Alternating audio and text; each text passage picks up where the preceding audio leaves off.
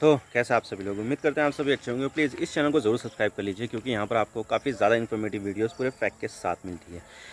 तो 22 सितंबर का दिन था वो जब पीएफआई के दर्जनों ठिकानों पर एनआईए और ईडी ने रेड मारी थी और ये एनआईए के इतिहास की सबसे बड़ी रेड में से एक थी।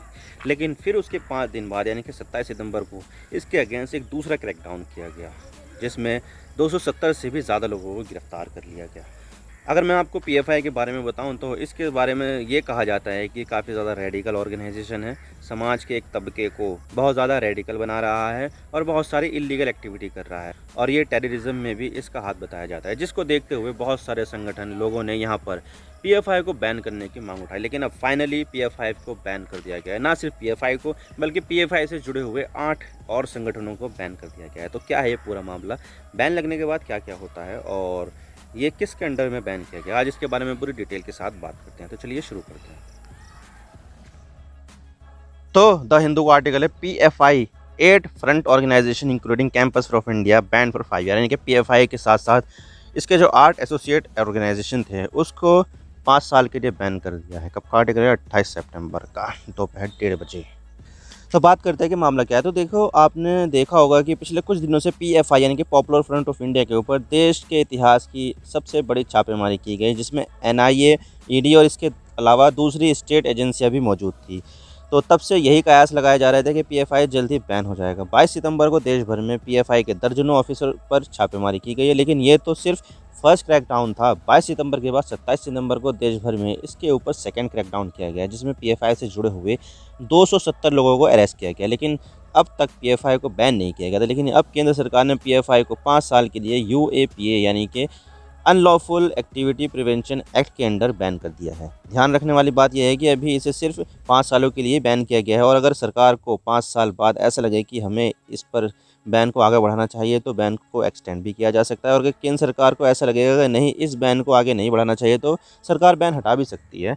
लेकिन यहाँ पर पीएफआई जो है खुद को एक सोशल ग्रुप बताता था कि जिसका काम था लोगों की मदद करना, दबे कुचलों की आवाज़ बनना और मुसलमानों के अधिकारों की रक्षा करना, ये यहाँ पर इसका क्लेम हुआ करता था। मिनिस्ट्री ऑफ होम अफेयर्स यानी कि भारत का गृह मंत्रालय के पास ये अधिकार होता है कि किसको टेररिस्ट संगठन घोषित करना है और किसे नहीं।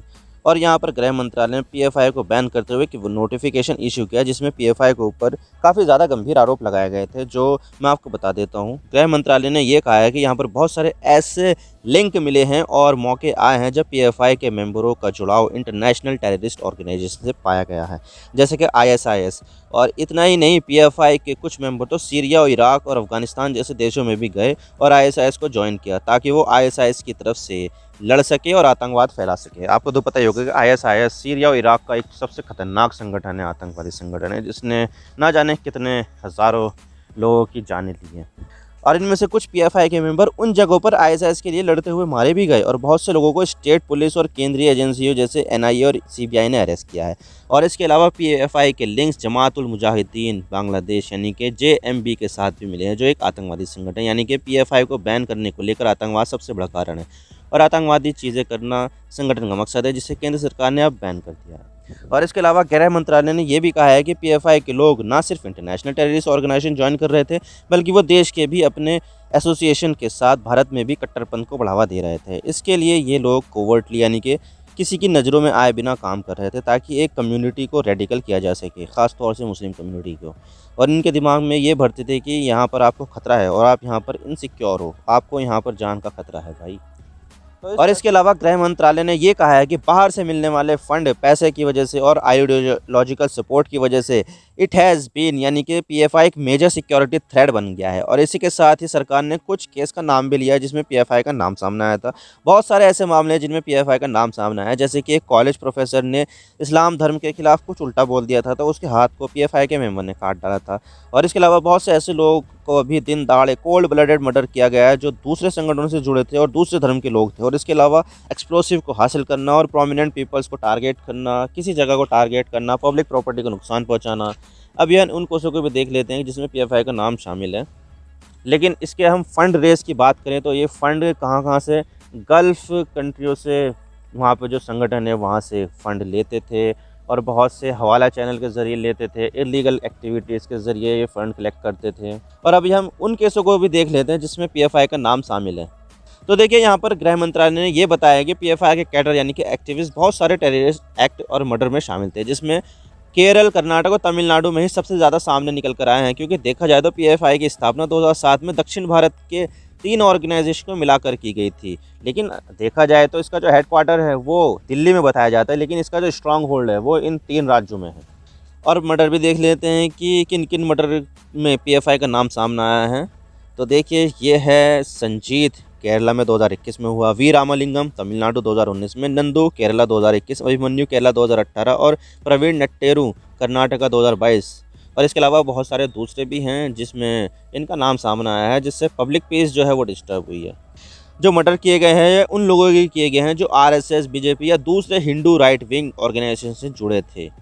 और इसके अलावा पीएफआई का दूसरे एसोसिएट ऑर्गेनाइजेशन भी है, जैसे कि रिहैब इंडिया फाउंडेशन, जो पीएफआई के लिए फंड इकट्ठा करता था। और इसके अलावा जो बाकी के एसोसिएट ऑर्गेनाइजेशन हैं उनको भी बैन कर दिया गया है, वो भी 5 सालों के लिए बैन हुए हैं। जैसे कि मैंने बताया rehab India foundation, RIF, campus front of India, all India imams council, national confederation of human right organisation, national women's front, junior front, empower India foundation और रिहैब फाउंडेशन केरला, इन सबको भी बैन कर दिया गया है और पीएफआई के साथ साथ 5 सालों के लिए।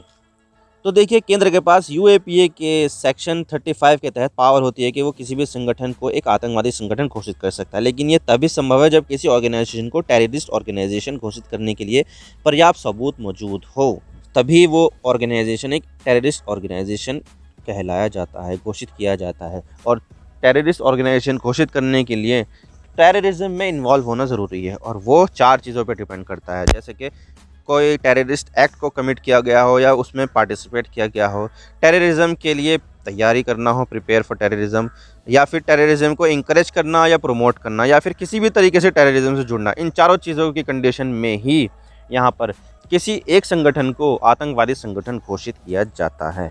और पीएफआई को भी इसी कंडीशन में ही एक आतंकवादी संगठन घोषित किया गया है। लेकिन जब किसी संगठन को एक आतंकवादी संगठन घोषित किया जाता है, वो कोई प्रोटेस्ट नहीं कर सकते, ना ही वो कोई किताब पब्लिश कर सकते हैं या किसी भी तरीके का कोई भी एक्टिविटी नहीं कर सकते हैं। और ये कुछ स्टेप है जो सरकार पीएफआई के अगेंस्ट लेने वाली है। और इसके अलावा ग्लोबल बॉडी जैसे कि यूएन, एससीओ, यूरोपियन यूनियन या जीसीसी से भी कहा जाएगा कि आप भी इनके एक टेररिस्ट ऑर्गेनाइजेशन डिक्लेयर करो, इनके अगेंस्ट एक्शन लो। जैसे कि प्रॉपर्टी को सील करना, मेंबरों को अरेस्ट करना, अकाउंट्स को सील करना और इनके मूवमेंट को रिस्ट्रिक्ट करना। और इनके अलावा ना तो इन्हें कोई हथियार बेचना और ना ही कोई हथियार ट्रांसफ़र करना। हालांकि देखा जाए तो बीजेपी और लगभग सभी राजनीतिक दलों ने पीएफआई को बैन लगाने पर सपोर्ट ही किया है। लेकिन यहाँ पर अब आरएसएस और बजरंग दल जैसे संगठनों को भी बैन करने की मांग उठ रही है। जैसे कि लालू प्रसाद यादव ने क्या कहा है कि बैन लगा दिया है पीएफआई, लेकिन आरएसएस पर भी बैन लगाना चाहिए। और सीपीएम ने यहाँ कहा है कि इट इज़ नॉट इनफ, यानी कि ये काफ़ी नहीं है, आपको दूसरे संगठनों को भी बैन करना चाहिए जो दूसरी कम्युनिटी को रेडिकल कर रहे हैं। जैसे कि राइट विंग हिंदू ऑर्गेनाइजेशन, जैसे कि बजरंग दल हो गया, वीएचपी हो गया, इन जैसे संगठनों को बैन करने की मांग उठ रही है।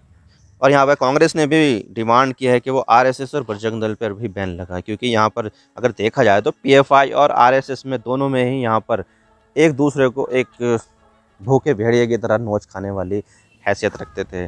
कभी पीएफआई वाला आरएसएस के बंदे को मार देता था तो आरएसएस वाला पीएफआई को बंदे को मार देता था। तो यहाँ पर दोनों तरफ से जो है ना रेसिप्रोकेबल एक्ट होना चाहिए। तो यहाँ पर भी सोचना चाहिए कि कौन से संगठन जो है वो रेडिकलाइजेशन फैला रहे हैं, चाहे वो कोई मुस्लिम संगठन हो क्यों ना हो या फिर हिंदू संगठन ही क्यों है। क्योंकि देखा जाए तो देश भर में अभी रेडिकलाइजेशन बहुत ज़्यादा बढ़ चुकी है, ना सिर्फ मुस्लिमों में बल्कि हिंदुओं में भी बहुत ज़्यादा हो चुकी है, जिसको बहुत सारे संगठन जो है आपने देखा होगा हरिद्वार में होता था, बहुत सारे सम्मेलन दिल्ली में हुए हैं जिसमें मुस्लिमों के कत्लेआम की बात की गई है, लेकिन फिर भी सरकार ने उनके अगेंस्ट कोई एक्शन नहीं लिया। तो सरकार को इसकी तरफ भी ध्यान देना चाहिए। आप मेरे इंस्टाग्राम पर भी जुड़ सकते हो। आप सिंपली जाइए इंस्टाग्राम में और सर्च कीजिए I_इमरान सिद्दीकी और आप मुझे फॉलो कर सकते हैं। इसके अलावा आप मुझे ट्विटर पर भी फॉलो कर सकते हैं, यहाँ पर भी सेम ही यूज़र नेम है I_इमरान सिद्दीकी। तो दीजिए मुझे इजाज़त, मैं मिलता हूँ आपसे नेक्स्ट वीडियो में। अगर आपको वीडियो थोड़ी सी भी पसंद आए तो चैनल को ज़रूर सब्सक्राइब कीजिए। Thank you for watching. I really appreciate you precious time. God bless you all. Now signing off.